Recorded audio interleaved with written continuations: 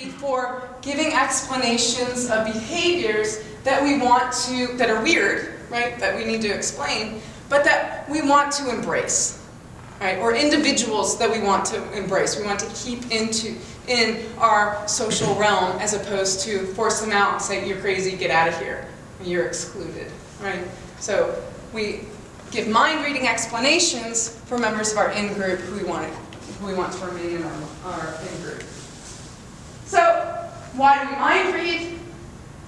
Let's look at some evolutionary answers to that question. Because often, alongside some of the traditional answers, we get these evolutionary stories. So the social intelligence hypothesis, especially as presented by a psychologist, Nicholas Humphreys, and others, called a Machiavellian intelligence version of social intelligence hypothesis, says, well, we need to mind read in order to cheat. Because cheaters win. Cheaters win, right? So if you're out there in the Machiavellian world, what do you want to do? You want the most sex, you want and the best kind of sex, right, with the best, strongest kind of people. You want the best food, and you want to get rid of all your competitors. That's what you want.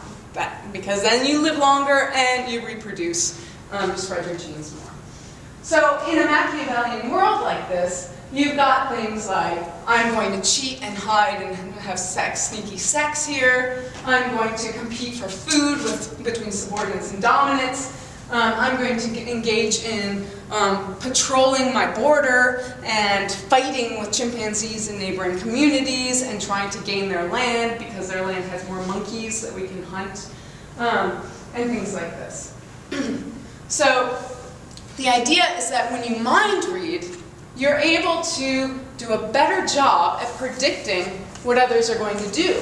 And you have to be able to predict what someone's going to do to fool them, right? To cheat, to begin with.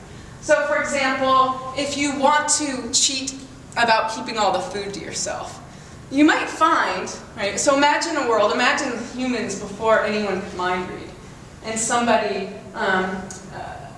decided, I want to keep the food to myself. He realized that every time he found food, all the other guys came over and ate most of the food. He didn't get it. He didn't like it. He wanted to keep the food for himself. And so he was a smart guy. Right? He decided, he knew that something had to cause everyone coming to get the food, but he didn't know what it was. And so, using some quasi-scientific method, he looked at the variables associated with his food finding, and he realized one thing he did was make a sound. Oh, food! Or whatever. Right? And so he decided to play with that variable and not make that call, not make that noise. And then he found that people didn't come. And so he kept not making the food discovery cry when he wanted to keep the food to himself, because he knew there was a causal relation there. He didn't know why the other people didn't come. He didn't know what that variable did, what that food alarm cry did to their minds. He only knew what it did to their behavior. And that's all he cared about. Right? So that way we could learn how to engage in something like tactical deception without mind reading. Because what Humphreys wanted to say was that we need to mind read in order to make those sorts of predictions. In order to predict that by not making a food alarm call, the other guys aren't going to come. But that doesn't seem to be true. Because again, there are other ways one could make that discovery without mind reading. So, I don't think that we mind read to compete. I don't think that that's the story. It's kind of a mean story anyway, this Machiavellian world, and we're all trying to get each other, and it's nasty and brutish and short and all that. Maybe the world's really nice. And maybe, great apes are nice creatures, and we like to help each other. Maybe we mind read to cooperate. Right? So another story you could tell, a story that I like a little bit better, is that we engage in mind reading in order to explain these kind of weird behaviors so that we can keep people in our social group and cooperate with them. And we know that, these are monkeys, but we know that primates engage in some weird behaviors, And sometimes these weird behaviors catch on, right? So this is from Susan Perry's research, and capuchin monkeys doing this really cool. So some of you might have seen Susan Perry when we brought her out several years ago. These capuchin monkeys just do this really weird thing that only a few of them, some of them, in this game where they take their fingers, like so two capuchin monkeys are like really spastic little thing, but they would go to the edge of the clearing, edge of the forest, away from everyone else, and they'd get up in a tree and slow down, and then they would take their fingers and stick their fingers up each other's nostrils. And they've got these long, dirty fingernails, but they would dig them right up there. Or, worse yet, in the eye sockets. Right on his fingers, in each other's eye sockets. And then Susan Perry says, they just sit there and sway back and forth as if they're in some trance. It's this amazing description of this really weird behavior that's not evolutionary, functional. It doesn't directly give them any food or anything. But, so it's weird. Why do they do it? Susan Perry suggests that they might do it in order to strengthen bonds. Right? It's a trust sort of behavior. There are other gross things that people do. Like, have you ever heard of this thing some people do, where they open their mouths and they put them together and stick their tongues in each other's mouths? It's disgusting, it's really gross. But the idea is that we do this to form, trusting bonds with each other. And what the capuchin monkeys are doing is something fairly similar. And then you've got chimpanzee cooperative hunting. This is Christoph Bosch's work. He's done a fabulous job documenting how chimpanzees cooperatively hunt. They've got these special roles. 4 chimpanzees engage in these different roles. The roles are kind of flexible during the hunt. They hunt monkeys and eat them, these guys. And depending on what role you're in, when the prey is captured, then you get a different amount of the meat, right? So the meat is shared among everybody who's engaged in this cooperative hunt. So we've got these examples of cooperative behaviors in primates as well.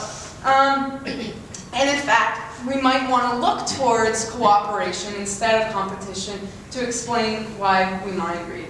So what sort of benefit would mind reading give? Yeah, I said, you keep someone as an in-group member when they do something weird, but why is that beneficial? Well, I suggest that that's beneficial because it allows the spread of technological innovations. So some of you might be familiar with this slide from a talk in the same room, maybe it was, that Cricket Sands gave a couple years ago. Cricket Sands studies these group of chimpanzees in the Guadalupe Triangle in Congo, and she's discovered one of the most interesting, innovative behaviors among chimpanzees because their tool use is in sets. Right? Instead of just using one tool in order to termite hunt, her chimpanzees use 3, and they use one tool on another tool in order to effectively engage in termite hunting. So one of the claims about human uniqueness that Cricket Sands is seeming to challenge here is that humans are the only species that engage in cumulative culture. Right, so culture, an example of culture might be creating a tool, and then through social learning processes that Laura has studied in the field, offspring of others learn how to use that tool, and then there's people start using the tool. All the individuals start using the tool. But what some people suggested is nobody ever makes that tool any better. Right? They just use the tool.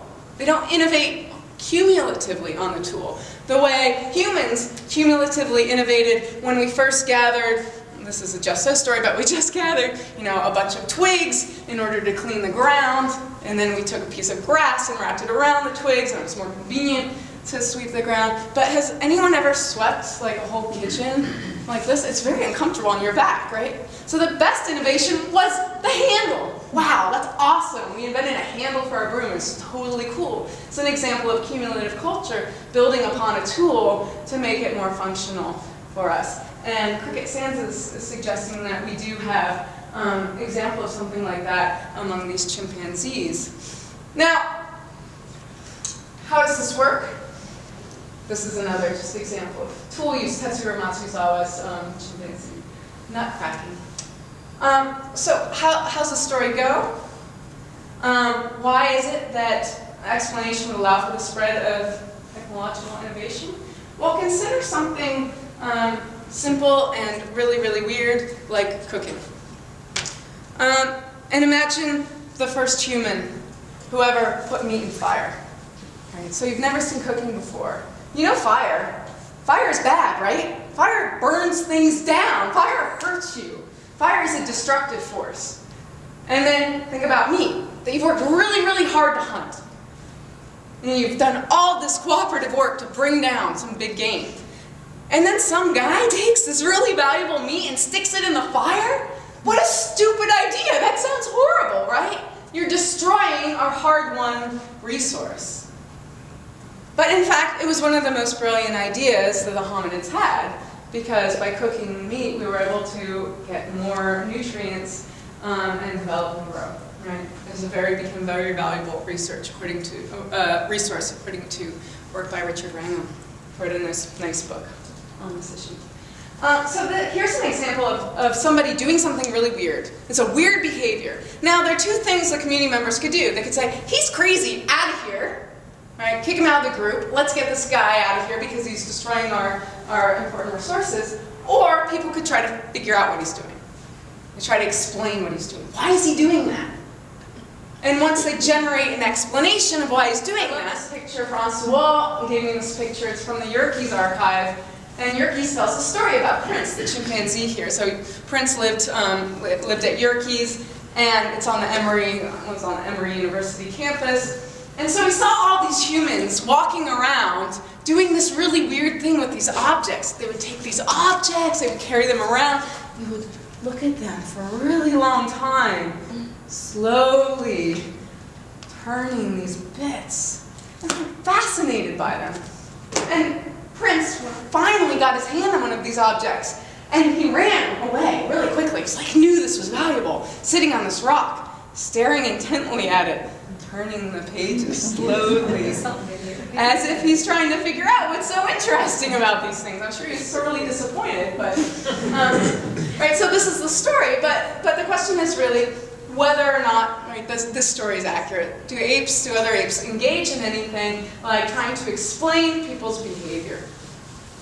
Now, one thing I want to note, I'm going to bring back these pictures of all this mind reading, theory of mind research, and other species, and I want to point out that in all of these studies that people have done and people have discussed and criticized, they're all asking the subject to make a prediction, right?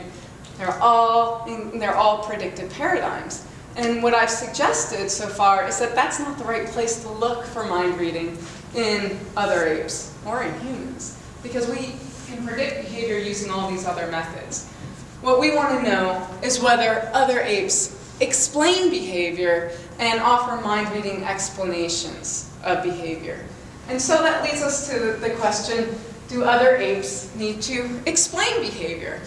And why would they need to explain behavior? Well, I've suggested they need to explain behavior when a behavior is weird and useful, right? You want to explain a weird, useful behavior. Are there any weird, useful behaviors in orangutans?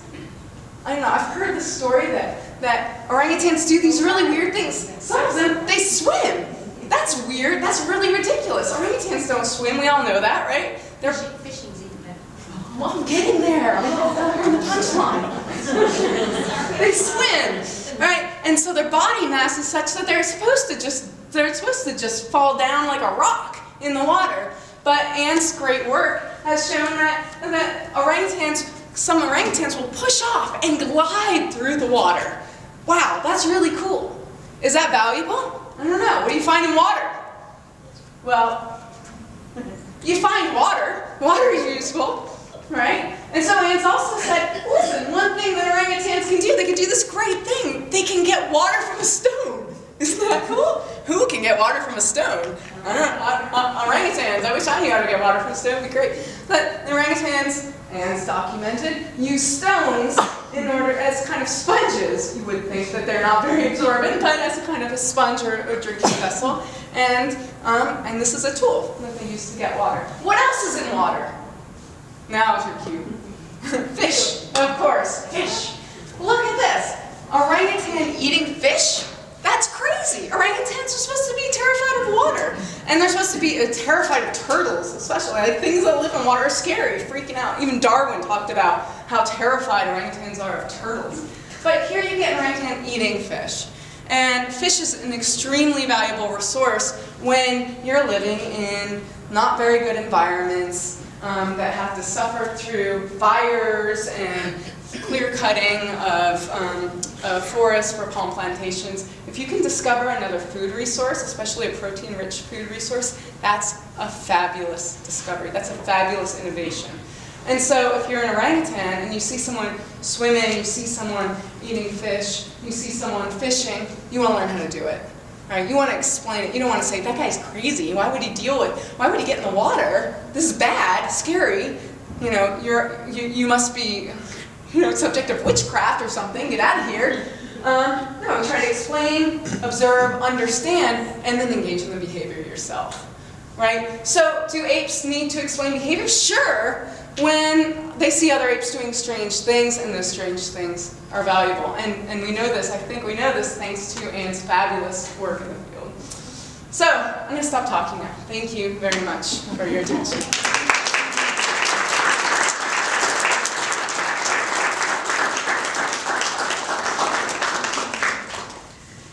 Thank you very much. I'm just trying to think how we can proceed, because we did have a book auction and we haven't done anything about that yet. So we need questions.